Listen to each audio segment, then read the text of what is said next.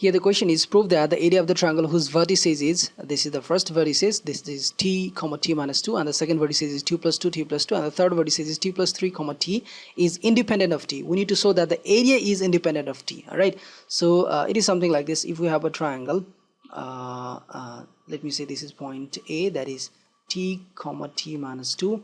This is point B. I'm talking about this vertices, that is t plus 2 t plus 2, and this is point C, which is t plus 3 comma t. Alright, so to find the area of this, alright, we have again two methods. We will first find out the area by normal that formula, by using formula, and another without using formula also we can do. Alright, so here I'm going to do by using formula. Okay, so area of the triangle, I'm supposing delta is my area of the triangle, so it is 1 by 2. Alright, and I hope you know the formula, that is x1. When x is 1, another will be 2 and 3. Alright, y2 minus y3, and then when x is 2, another will be 3 minus 1, so y3 minus y1, and when x is 3, it will be 1 minus 2, so y1 minus y2.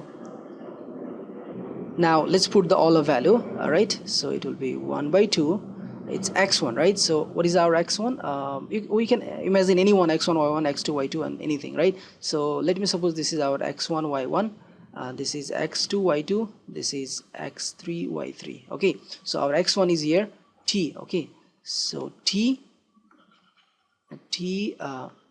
now y2 minus y1, so our y2 is this one, t plus 2, and y3 is t, so it will be t plus 2 minus t. Alright, and now let's deal with this part, our x2 is here t plus 2. Alright, so t plus 2 times, now y3, what's our y3? Our y3 is t minus y1, so our y1 is again t minus 2. Alright, so t and minus is there, so it will be t plus 2.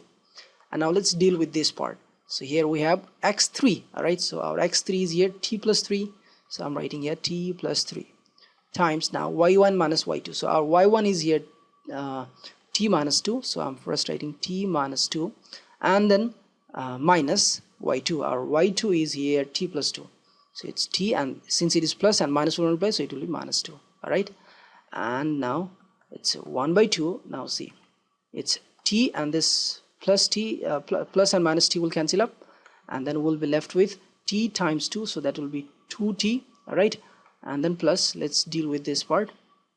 Here see, plus t and minus t will cancel up, so it will be 2 times 2t plus 2, so it will be 2t plus 2 to the 4. Right, and now here again t and t will cancel up, so it's t plus 3, and this is minus 4, so minus 4 times this t. Alright, so you'll get here this t and t, when it will cancel, it will be t plus 3 times minus 4. Alright, so it's going to be 1 by 2. Alright, 2t plus 2t, you can write 40. Alright, this 2t and this 2t, it will be 40.